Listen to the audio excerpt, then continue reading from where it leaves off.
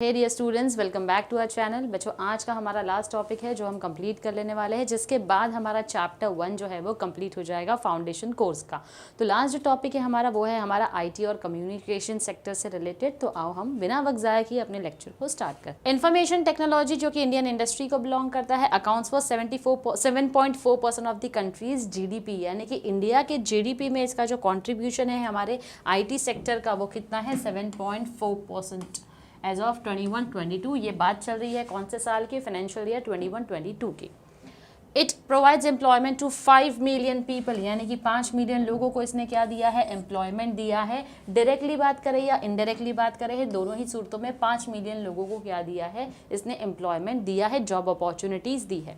According to NASSCOM 2021-22 annual revenues from IT sector have crossed $200 billion, यानी कि ये बोला गया है कि आईटी सेक्टर से सिर्फ एनुअल रेवेन्यू, यानी कि सिर्फ एक साल का रेवेन्यू 21-22 में अगर हम देखें तो इस ईयर के रेवेन्यू जो जनरेट होकर मिला है वो क्रॉस हो चुका है। कितना, $200 बिलियन क्रॉस हो चुका है।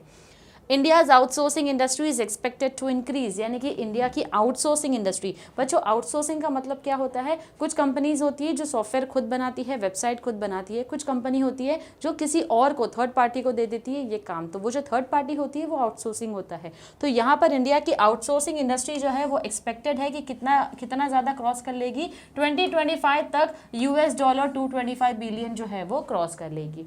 Most prominent IT hub is Bangalore. अब इंडिया में सबसे बड़ा आईटी हब जिसको बोला जाता है बच्चों वो है हमारा बैंगलोर। अब बैंगलोर के साथ साथ दूसरी जो डेस्टिनेशन है जहां पर हमारा आईटी का सेक्टर और भी ज़्यादा बढ़ रहा है वो है हमारा हैदराबाद, चेन्नई, कोयम्बटूर, कोलकाता, कोची, पुणे, मुंबई, अहमदाबाद और दिल्ली का NCR। तो ये ऐसे रीजन्स है जहाँ पर ये वो डेस्टिनेशन है जहाँ पर आईटी सेक्टर इमर्ज हो रहा है, यानी कि और ज़्यादा बढ़ते जा रहा है। लेकिन नंबर 1 पोजीशन पर हमारा बैंगलोर है।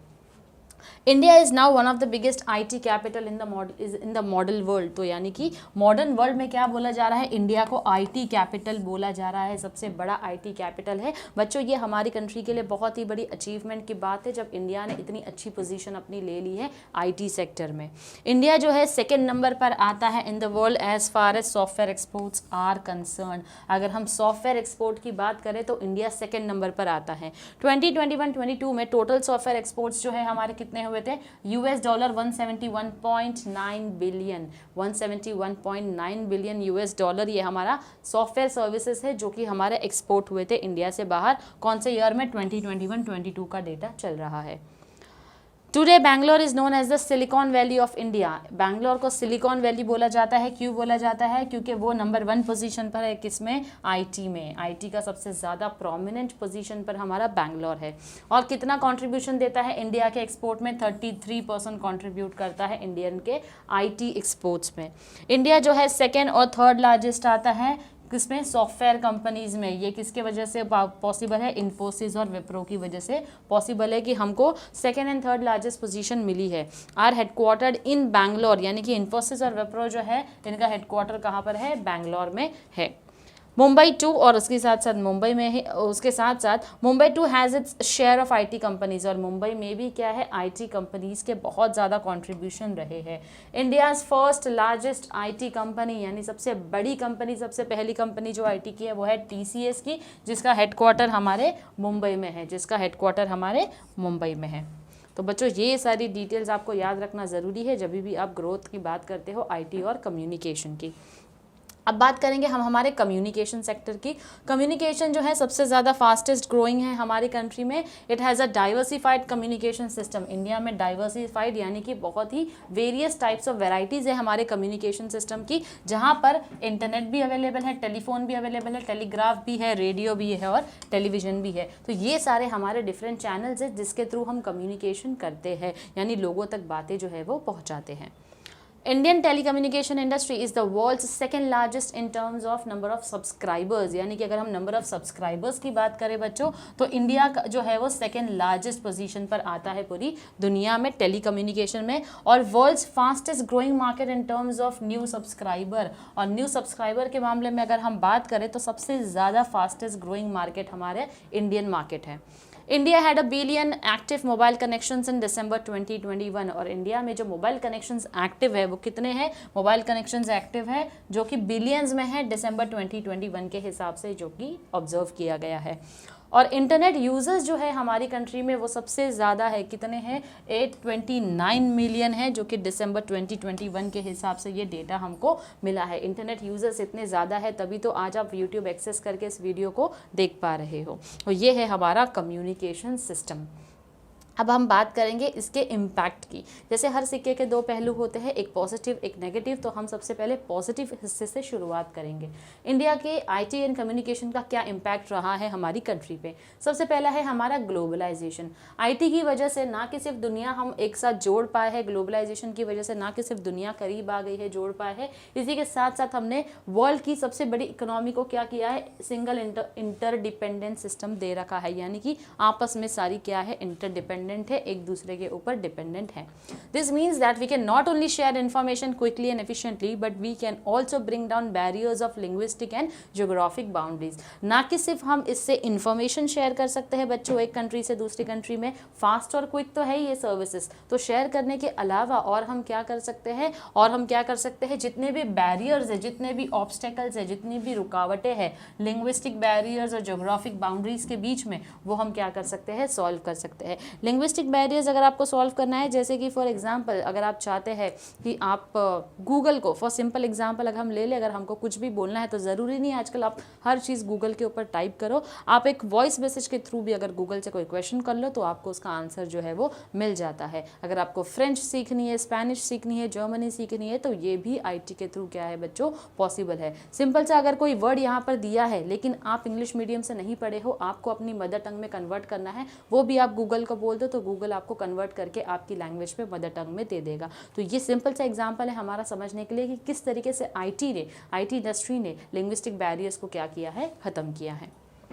The world has developed into a global village due to the help of information technology, allowing countries like India and Japan, who are not only separated by distance but also by language, to share ideas and information with each other. पूरी जो दुनिया है वो मिलकर क्या हो गई है, एक ग्लोबल विलेज बन गया है, एक ग्लोबल विलेज बन गया है जो आपस में इंफॉर्मेशन टेक्नोलॉजी को शेयर करते हैं। अगर बात की जाए बच्चों इंडिया और जापान की, तो इंडिया और जापान जो है डिस्टेंस में तो दूर है ही, लेकिन चाहे तो अपने आइडियाज़, अपनी टेक्नोलॉजी क्या कर सकते हैं, एक दूसरे के साथ शेयर कर सकते हैं। That is only possible with the help of globalization. Second आता है हमारा कम्युनिकेशन। तो हमारा कम्युनिकेशन सिस्टम जो हमने अभी अभी देखा है, इंडिया का कम्युनिकेशन सिस्टम जो है बच्चों वो काफ़ी ज़्यादा चीपर है as compare to other countries.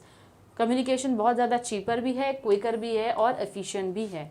We can now communicate with anyone around the globe by simply text messaging them or sending them an email for an almost instantaneous response. आज हमको किसी से कम्युनिकेट करना है बच्चों तो बहुत ही आसान है, मैसेंजर हमारे पास हैं, हम मैसेज कर सकते हैं उनको, उसी के साथ साथ आप वॉइस मेल कर सकते हो, आप ईमेल सेंड कर सकते हो लोगों को, जो कि मिनट भी नहीं सेकेंड्स में सामने वाले के पास पहुंच जाता है। Internet has also opened up face-to-face and direct communication from different parts of the world with the help of video conferencing. आज हम अगर चाहे तो हमारी कंट्री से अगर कोई बाहर चले गया है या फिर हमारे घर से भी बाहर गया है, हमको उनको देखना होता है तो वीडियो कॉन्फ्रेंसिंग के थ्रू, वीडियो कॉल के थ्रू हम बहुत ही ज़्यादा पॉसिबल हो गई है ये सारी चीज़ें। तो हम ना कि सिर्फ उनसे बात कर सकते हैं, हम अपना कम्युनिकेशन जो है, अपनी टेक्नोलॉजीज़, अपने आइडियाज़, हर एक चीज़ क्या कर सकते हैं, यहाँ पर शेयर कर सकते हैं। The next impact, positive impact that we have is cost effectiveness. Information technology has helped to computerize the business processes, thus streamlining businesses to make them extremely cost effective. Money making machines, information technology की वजह से ही आज क्या possible है बच्चों, हम ज़्यादा cost effective हो चुके हैं। काफ़ी सारी चीज़ों में टेक्नोलॉजी को यूज़ करके हम काफ़ी हद तक अपने कॉस्ट, अपने खर्चों को, अपने एक्सपेंसेस को क्या कर सकते हैं, बचा सकते हैं। This in turn increases productivity which ultimately gives rise to profit, और जिसकी वजह से हमारी प्रोडक्टिविटी भी बढ़ जाती है, हमारे प्रॉफिट में भी इंक्रीज हो जाता है, और इसी की वजह से हम बेटर पे दे सकते हैं, और जो वर्किंग कंडीशंस, बहुत ज़्यादा स्ट्रेसफुल वर्किंग कंडीशंस हो सकती है, उसको हम क्या कर सकते हैं, ख़त्म कर सकते हैं, डिक्रीज कर सकते हैं। नेक्स्ट जो हमारा इम्पैक्ट है वो है ब्रिजिंग कल्चरल गैप, यानी कि कल्चरल गैप जो है हमारा किसी और कंट्री के बीच में, उसके लिए हम एक ब्रिज तैयार कर रहे हैं कि उस गैप को हम ख़त्म कर सके। वो जो ऐप है हमारा गैप है बच्चों, वो हमारा क्या है, इंफॉर्मेशन टेक्नोलॉजी है, जिसके थ्रू हम क्या कर रहे हैं, इंफॉर्मेशन टेक्नोलॉजी एक ऐसा ब्रिज है बच्चों जो कल्चरल गैप को क्या कर रहा है, ख़त्म कर रहा है, जहाँ पर people from different cultures communicate with one another. अलग अलग कल्चर्स के लोग हैं, आपस में बात कर सकते हैं, आपस में आइडियाज़ शेयर कर सकते हैं, ओपिनियन, व्यूज़, हर एक चीज़ शेयर कर सकते हैं। नेक्स्ट आता है हमारा 24/7 ऑपरेशनल। अब आईटी जो है, अब ये कोई एसबीआई बैंक तो है नहीं कि सुबह से लेकर दोपहर के या शाम के 4 बजे तक जो है वो बंद हो जाए। तो इन्फॉर्मेशन टेक्नोलॉजी जो है वो 24/7 जो है हमारा क्या है, ऑपरेशनल है, काम करते ही जाता है। IT has made it possible for businesses to be open 24 hours in a week all over the globe। अब हमको अच्छे से पता है कि SBI 4 या 5 बजे तक बंद तो हो जाता है, लेकिन उसकी ATM सर्विसेज आज भी चालू है, UPI सर्विसेज आज भी चालू है। SBI क्या, कोई भी बैंक अगर आप ले लो तो ये सारी सर्विसेज बैंक बंद होने के बाद भी हमको मिल रही है। तो 24/7 क्या है, वो IT के थ्रू ऑपरेशनल है। इसका मतलब ये होता है कि business can be open any time anywhere, making purchases from different countries easier and more convenient. इसका ये मतलब होता है कि बिजनेस अगर बंद भी हो जाए फिर भी उसका आईटी के थ्रू क्या है, काम जो है, प्रोसेसेस जो है वो, ऑपरेशंस जो है वो अभी भी क्या है, चालू है।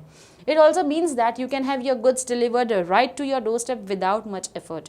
और इसका मतलब ये भी होता है कि जो भी गुड्स है, आज आपने ऑनलाइन ऑर्डर कर दिया, जोमेटो से खाना आ गया, ग्रोसरीज ऑर्डर कर ली, आपको वो भी मिल गई आपके घर पे, राइट। तो ये हम क्या कर रहे हैं, इन्फॉर्मेशन टेक्नोलॉजी का यूज़ करते हुए ही हम क्या कर रहे हैं, उसका पूरा बेनिफिट जो है वो ले रहे हैं। तो ये बहुत ही बड़ा पॉजिटिव इम्पैक्ट है कि 24/7 जो है वो आईटी सर्विसेज ऑपरेशनल है।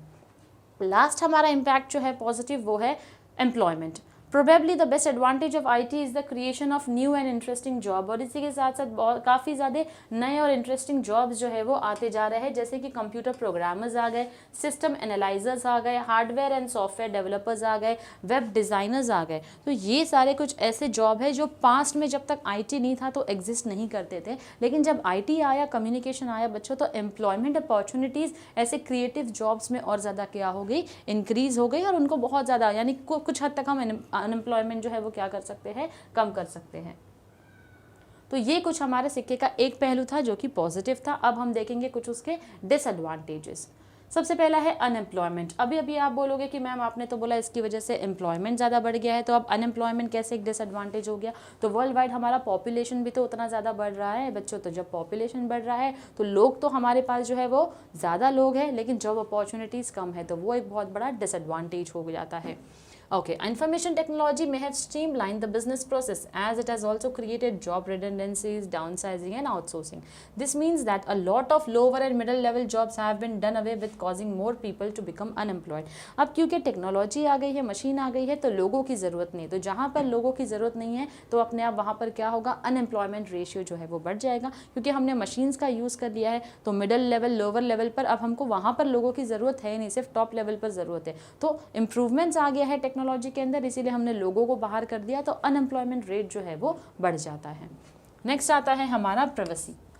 इन्फॉर्मेशन टेक्नोलॉजी भले ही कितना क्विकर हो, ईजियर हो और कन्वीनियंट क्यों ना हो हमारे लिए, कहीं ना कहीं प्राइवेसी इश्यूज़ बहुत ज़्यादा हमारे लिए क्रिएट हो चुके हैं, क्योंकि आज हम कहीं पर भी जाते हैं तो अपने स्टेटस को अपडेट करके लोगों को बताते हैं। तो प्राइवेसी हमारी कहीं पर है ही नहीं। लोकेशन हमारा GPS ऑन रहता है तो हम आसानी से कोई हमको ट्रैक कर सकता है। तो ये सारी चीज़ें जो है बच्चों, हम अपनी प्राइवेसी क्या कर रहे हैं, आज के ज़माने में खो रहे हैं। That is all because of IT and communication. From cell phone signal interceptions to email hacking, people are now worried about their once private information becoming public knowledge. तो जो हमारी प्राइवेसी हुआ करती थी, हमारे ईमेल जो है वो हैक हो सकते हैं, हमारा फ़ोन हैक हो सकता है, कई बार हमारे सोशल मीडिया के अकाउंट हैक होते हैं। जब ये सारे हैक हो जाते हैं तो हमारी प्राइवेट इन्फॉर्मेशन जो है वो बाहर लीक हो जाती है। तो कुछ वक्त पहले जो हमारी प्राइवेट इन्फॉर्मेशन हुआ करती थी, वो आज हमने पब्लिक नॉलेज के हिसाब से क्या कर लिया है, उसको लोगों के हाथ में दे दिया है। तो प्राइवेसी पूरी तरीके से ख़त्म हो जाती है। नेक्स्ट आता है हमारा लैक ऑफ जॉब सिक्योरिटी। अब ये एक ऐसी इंडस्ट्री है जहाँ पर क्रिएटिव जॉब्स तो आते हैं, लेकिन कई बार क्या होता है बच्चों, यहाँ पर industry experts believe that internet has made job security a big issue as technology keeps on changing with each day. Simple सी बात है, अगर जैसे कि जो सॉफ्टवेयर डेवलपर होता है, जो वेबसाइट बनाने का काम करता है, अगर कोई न्यू लैंग्वेज आ गई, समझ लो आज आप .NET पर वेबसाइट बनाना जानते हो, लेकिन कल कोई न्यू टेक्नोलॉजी आती है तो आपको आपको, आपकी कंपनी ने उस टेक्नोलॉजी को अडॉप्ट कर लिया अगर, और आपको वो टेक्नोलॉजी यूज़ करना आता ही नहीं है, तो डेफिनेटली आपका जॉब जो है वो आपके हाथ से चला जाएगा। तो इसीलिए जॉब सिक्योरिटी जो है वो IT इंडस्ट्री में नहीं होती है। This means that one has to be in a constant learning mode if he or she wishes for the job to be secure। और इसीलिए कहा जाता है अगर आप चाहते हो आपका जॉब बना रहे, आपको जॉब छोड़कर ना जाना पड़े, तो आपको हमेशा लर्निंग मोड पर रहना पड़ता है। यानी जैसे जैसे IT में कोई न्यू चीज़ आती है तो आपको सीखना पड़ेगा, अगर आप नहीं सीखोगे तो आप बाहर हो जाओगे। जैसे टेक्नोलॉजी अपडेट होती है, हम अपने फ़ोन के ऐप्स को भी अपडेट करते हैं, राइट। तो इसी तरीके से आपको भी नॉलेज वाइज अपडेट होना पड़ेगा, नहीं तो आप अपने जॉब से आउटडेटेड हो जाओगे। लास्ट आता है हमारा डोमिनेंट कल्चर। डोमिनेंट कल्चर हमको बोलता है कि while information technology may have made the world a global village, it has also contributed to one culture dominating another weaker one। For example, it is now argued that US influences how most young teenagers all over the world now act, dress and behave। Languages too have become overshadowed, with English becoming the primary mode of communication for business and everything else। अब ये जो IT है वो हमारे सारे cultures को क्या कर रहा है, बहुत ज़्यादा डोमिनेट कर रहा है। अगर आप देखो US में यंगस्टर्स जो है, टीनेजर्स जो है, ये लोग क्या कर रहे हैं, एक्ट, ड्रेसिंग, इन सारी चीज़ों के ऊपर ज़्यादा फोकस कर रहे हैं। नॉलेज वाइज कोई खुद को इम्प्रूव नहीं करना चाहता है, लेकिन अब जैसे कि टिकटॉक ही देख लो आप, कितना ज़्यादा इन्फ्लुएंस हो गया था। हमारी कंट्री ने तो बैन कर दिया, लेकिन आज भी US में पॉपुलर है। तो वो पॉपुलर होने की वजह से लोगों के अंदर, चाहे हम स्कूल के बच्चे बोल दे, हाई स्कूल के बच्चे बोले, कॉलेज के बच्चे बोल दे, बच्चों वहाँ पर इसका इन्फ्लुएंस आज भी इतना ज़्यादा है, इतना डोमिनेट कर रहा है ये टिकटॉक का कल्चर वहाँ के टीनेजर्स को, कि बच्चे सिर्फ और सिर्फ इन्फ्लुएंसर बनने के लिए लगे हुए हैं, ना अपने नॉलेज को अपग्रेड कर रहे हैं, ना ही किसी तरीके की एम्प्लॉयमेंट अपॉर्चुनिटीज़ को देख रहे हैं। तो इसकी वजह से जो टीनेजर्स है वो धीरे धीरे क्या हो रहे हैं, उनका ब्रेन वॉश होते जा रहा है, और ये ब्रेन वॉश होने की वजह से कई सारी जॉब अपॉर्चुनिटीज़ ऐसी है जो वो खो देते हैं। और ये कुछ डोमिनेंट कल्चर है हमारे IT का, जो हमको देखने मिलता है हमारे यंगस्टर्स, हमारे टीनेजर्स पर। इसी के साथ साथ हमको ये भी बोला जा रहा है कि जो हमारी लैंग्वेज है इंग्लिश, वो हमने प्राइम लैंग्वेज बनाकर रख दी है, किसके लिए, बिजनेस पर्पज़ के लिए। तो लोग सबसे ज़्यादा इस लैंग्वेज को सीख रहे हैं, तो इसको सीखने की वजह से जो अपनी मदर टंग है उसके ऊपर से हमारा जो एक पकड़ थी वो क्या होती जा रही है, धीरे धीरे ख़त्म होते जा रही है। तो इस तरीके से IT जो है वो बहुत ही ज़्यादा डोमिनेटिंग होते जा रहा है दूसरे कल्चर्स के ऊपर। तो यहाँ पर बच्चों हमारा जो चैप्टर है वो कंप्लीट हो जाता है, chapter 1 globalisation and Indian society. अब जो हम स्टार्ट करने वाले हैं वो हमारे ऑब्जेक्टिव क्वेश्चंस होंगे, जो हम हर बार की तरह शुरू करते हैं।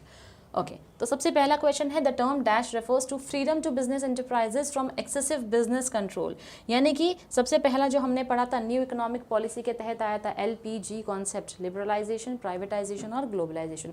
लिबरलाइजेशन जहाँ बिजनेस एंटरप्राइजेस को क्या मिलता है, एक्सेसिव गवर्नमेंट कंट्रोल की तरफ से फ्रीडम मिल जाता है। तो जहाँ पर हम बात कर रहे हैं एक्सेसिव बिजनेस कंट्रोल से फ्रीडम मिल रहा है, so the correct answer is liberalisation. The term dash implies reduction in the role of public sector and increase in the role of private sector. तो बच्चों जैसे मैंने आपको बताया था कि पब्लिक सेक्टर का रोल कम होता है, धीरे धीरे सब कुछ सौंप दिया जाता है प्राइवेट सेक्टर के हाथ में, तो इसका सही आंसर है प्राइवेटाइजेशन।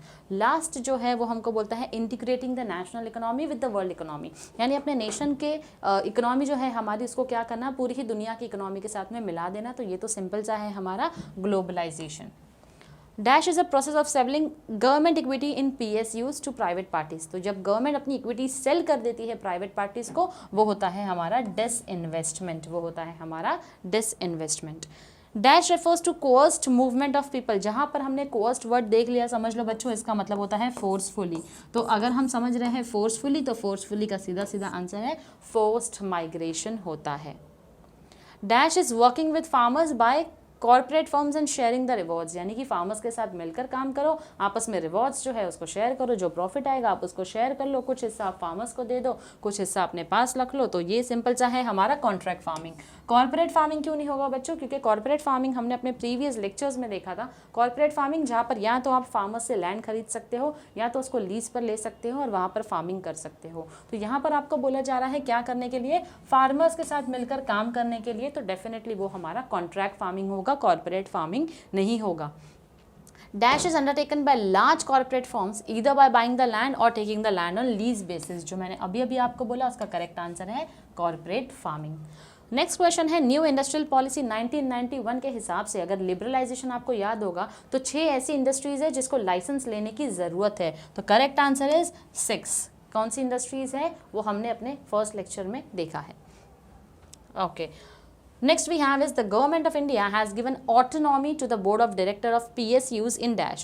Autonomy का मतलब होता है फ्रीडम, यानी कि आज़ादी दे दिया किसको, बोर्ड ऑफ डायरेक्टर्स को, किसके लिए, डिसीजंस लेने के लिए। किसके लिए लिया था, डिसीजन लेने की आज़ादी जो है वो गवर्नमेंट ने किसको दे दी थी, PSUs के बोर्ड ऑफ डायरेक्टर्स को, यानी कि पब्लिक सेक्टर यूनिट्स के बोर्ड ऑफ डायरेक्टर्स को दे दी है कि भैया आपके हाथ में सब कुछ है, जो डिसीजन लेना है लो, हमारी तरफ से किसी तरीके का इन्वॉल्वमेंट जो है उसके अंदर नहीं होगा।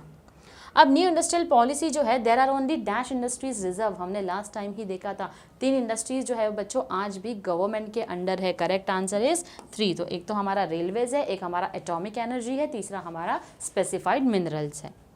डैश मीन्स मूवमेंट और shift of people from one place to another place. Simple है, आंख बंद करके भी आप इसका आंसर लिख सकते हो, migration.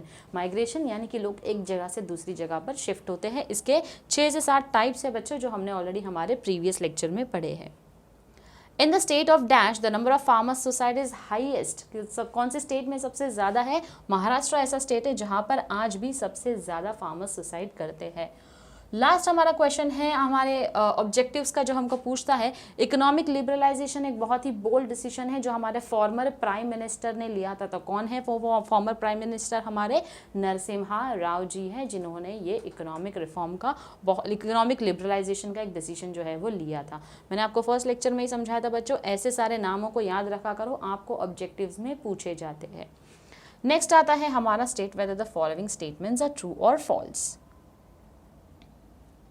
Okay. Liberalization of Indian economy involves autonomy to public sector units. Liberalization यानी कि public sector units को आज़ादी देना, answer is true.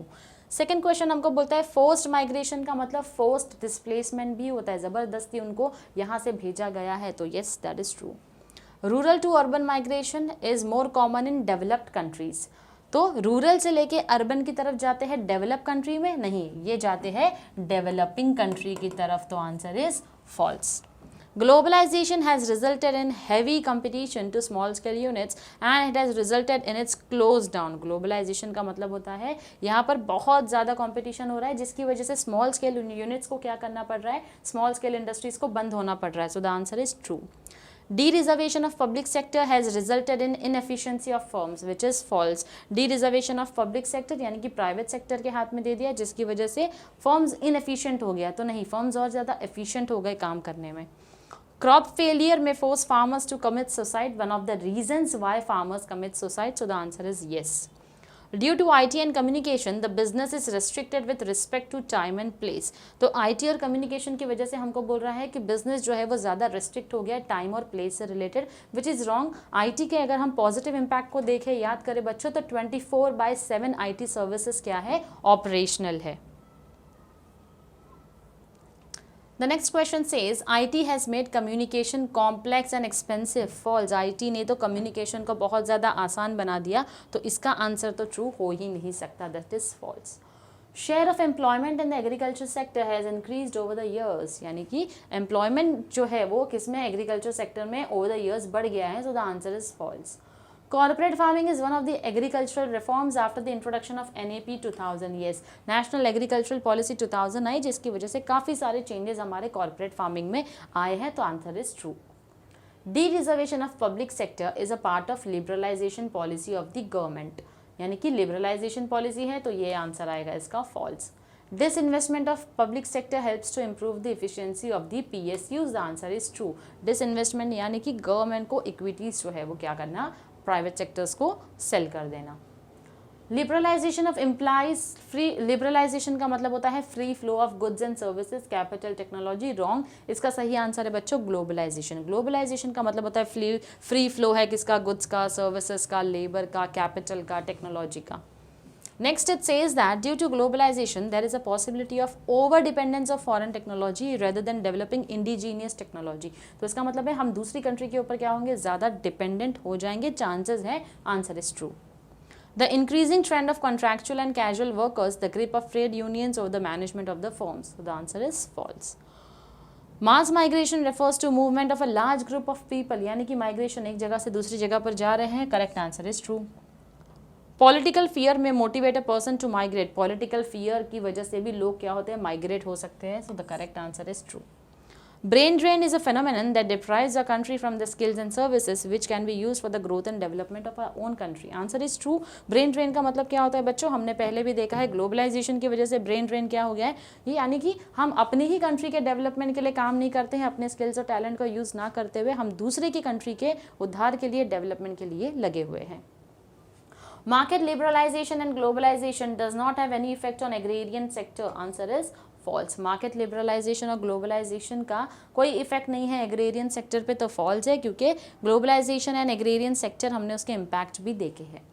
Contract farming is undertaken by large corporate firms either by buying the land or taking land on lease basis. तो ये तो false हो गया, क्योंकि इसका करेक्ट आंसर आएगा बच्चों हमारा कॉर्पोरेट फार्मिंग का मीनिंग होता है कि या तो आपने बाय कर लिया लैंड को, या तो फिर लैंड को लीज पर ले लिया है. Next question says information technology has made it possible for businesses to be open 24 hours in a week all over the globe. यानी कि 24/7 काम कर सकते हैं, ये है हमारा information technology. So the correct answer is true. Migration from rural to urban areas is more common in developing countries. Yes बच्चों, जैसे मैंने आपको अभी भी बताया, डेवलपिंग कंट्रीज में जो है वो बहुत ज़्यादा क्या है, कॉमन है रूरल से अर्बन माइग्रेशन, लेकिन डेवलप्ड या अंडर डेवलप कंट्रीज में बिल्कुल भी पॉसिबल नहीं होता है. इसलिए the correct answer is true for this question. इसी के साथ बच्चों आज का जो हमारा सेशन है वो कंप्लीट होता है. हमारे लास्ट टॉपिक जो है वो हमने देखा है, उसी के साथ साथ हमने ऑब्जेक्टिव क्वेश्चंस अपने देख लिए हैं. तो आज का हमारा सेशन हम यही एंड करेंगे. मिलते हैं अपने नेक्स्ट लेक्चर में चैप्टर 2 के साथ, जो कि बड़ा ही इंटरेस्टिंग है ह्यूमन राइट्स के ऊपर.